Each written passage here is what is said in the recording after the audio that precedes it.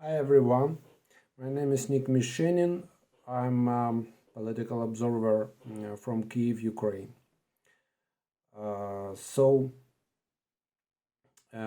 In today's video, I'd like to read a couple of last news regarding Ukraine and its war that is being waged by Russia on its territory. A couple of news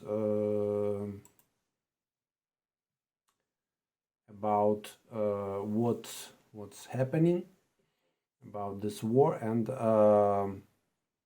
then I'd like to make some predictions what we're going to have by the end of this year regarding this war, regarding global politics maybe, and mostly about Ukraine and the war. So Deutsche Welle, a German source, tells us about Biden and Scholz discuss Ukraine aid in call. US President Joe Biden and German Chancellor Olaf Scholz agree on the need for continued aid to Kyiv. Meanwhile, France has announced it will deliver more missiles and bombs to Ukraine. So, US President Joe Biden and German Chancellor Olaf Scholz spoke by phone Tuesday to discuss, among other things, the urgency of continued support for Ukraine as it heads into the third year of unwanted war with Russia. A spokesman for Berlin said the leaders agreed that it was of the utmost importance to provide Ukraine with financial, humanitarian, and military assistance as it continues to fight Russian forces. Germany has pledged to provide Kyiv with more than 7 billion euros. It's about 7.6 billion US dollars in military hardware in 2024. A White House statesman said the two leaders coordinated on their countries' ongoing steadfast support to Ukraine in the face of Russia's war of aggression. US aid to Ukraine. The US is by far Ukraine's most important ally when it comes to fighting Russia. But Kyiv and its European allies are very concerned that Biden may be forced to cut Ukraine aid as hard-right Republicans hold funding for it hostage in political budget battle. Biden has reportedly invited a small group of congressional leaders to the White House for budget talks Wednesday, when they will discuss aid to Ukraine and Israel. Currently, $71 billion in critical aid is being held up by Republican hardliners who say the money should be spent erecting a wall on the US southern border with Mexico and reforming US immigration laws. Biden has been at loggerheads with Republicans over aid to Kyiv since September. Observers say his talks with leaders could be a sign that he's once again prepared to engage with them before another government shutdown deadline arrives Friday. Okay, and we have I have an article about Macron's plans to hand over some more missiles for Ukraine. And we have some BBC news for today. Zelensky calls for seized Russian billions to rebuild Ukraine. President Zelensky has called for some of the Russian billions seized by world banks to be sent to rebuild Ukraine. Okay, we're not going to read this article entirely. What we can say about all this? I think Western countries will provide some additional aid for Ukraine, but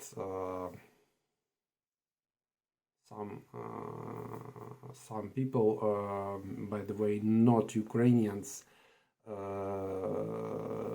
say that the current amount of aid is like teaspoons for Ukraine, and it's just they are just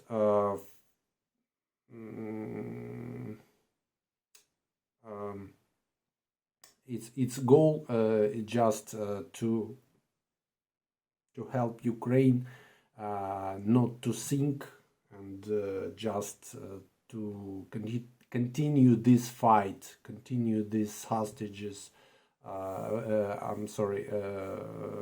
Continue its fight against Russia, but its purpose not to help Ukraine to win this war, to liberate entire its territory from Russian occupants. Okay, I'd like to give some predictions about this Ukrainian war, and what we going to have by the end of 2024. So Ukraine will get some more aid from Western countries. Ukraine will receive fighter jets from Western countries, F-16, and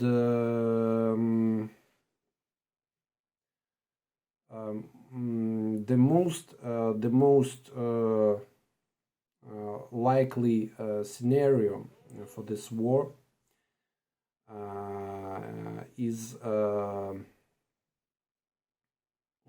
Ukraine is going to try to liberate some more territory, and probably Ukrainian forces will strike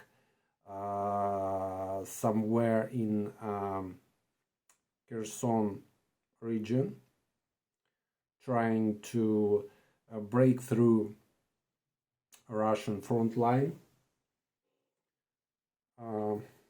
As we see here, it's Kherson region, and as we see, it's the shortest way to Crimea. We have Crimea. Ukraine can try to break through this front line. It will be very hard because here we have Dnipro River that just like a nature fence, and it makes logistics less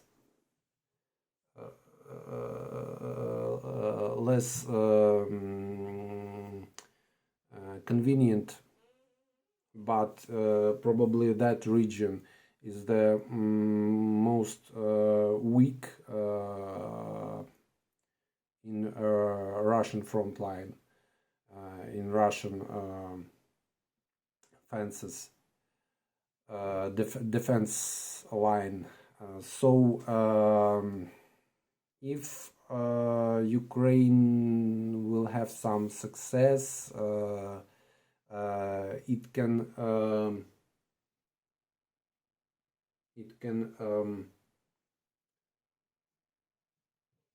come to Crimea and make Crimea like an island, and then Ukrainian forces will try to ruin the bridge, Kerch bridge between Russia and Crimea, and make Russians to stay without any ammunition. And then this way Ukrainian forces can try to liberate Crimea. The same time Russians can try to enforce their attacks in eastern Ukraine, Donbas region, and they may have some success. They can capture some new towns, but it's not going to be a strong breakthrough. But it's just a theory, so we don't know what's going to happen. It's just like plans of different sides of this war, but we never know what's going to happen. What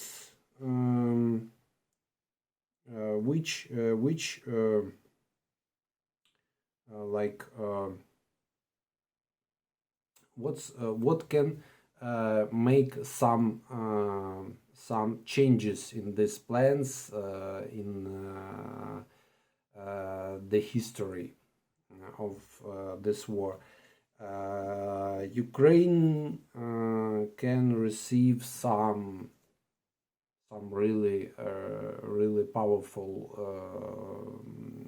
weapon from Western countries, and it may change something, but it's not likely that Ukraine will have something like that. Maybe the most important thing that can make some changes in this story is what's going to happen in Russia on March of this year. They will have presidential elections. So, of course, Putin and its bureaucracy, his bureaucracy, his police structures, they are going to do everything to preserve its system, to preserve Putin's power. But there is a very important movement in Russia, the movement of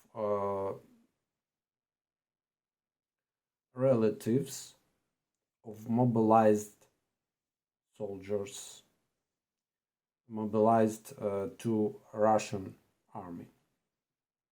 They were mobilized in 2022. They are several hundred thousand people, and they were given a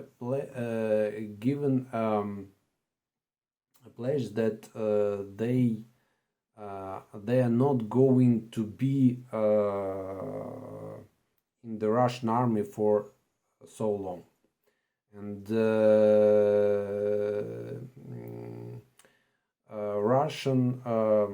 Russian officials said that they are not going to fight. They said them that mobilized men will just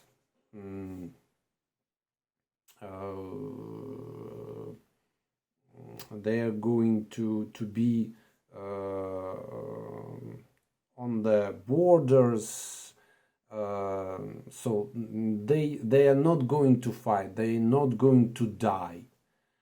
But as we know, Russian army uses these people on the front line, and these men are dying every day in big numbers. There are very severe casualties among them, and their relatives, they are building a structure, a movement. It's not very strong so far, but they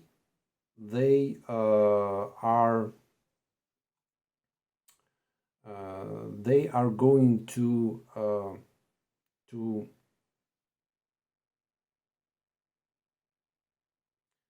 do everything to make their relatives, their mobilized men, to come back home, and trying to avoid them to be killed on the front line.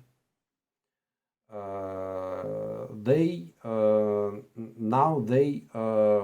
cooperate with one presidential candidate who supports them.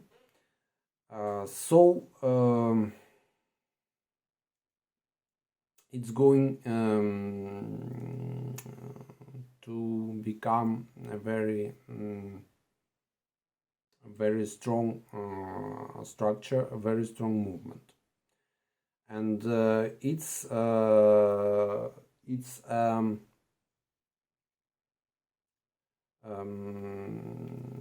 a reason that may make Russian politicians not to provide new mobilization in Russia. But without new mobilization, Russia is likely to lose this war.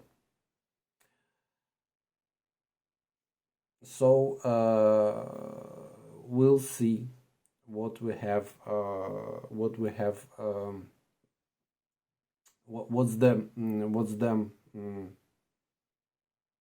What's the result is going to be.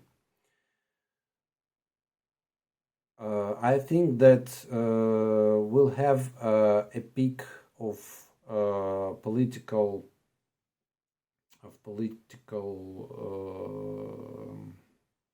some political news from Russia as we as we achieve this date in the March.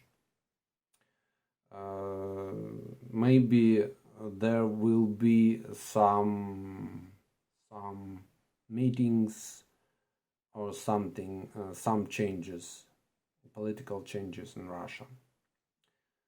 We'll see. This can make some changes in this war, in Russia-Ukrainian war. So we're going to wait for this. Thank you for watching me. Please subscribe to my channel, like and comment this video, ask your questions. They are very interesting for me. Have a nice day.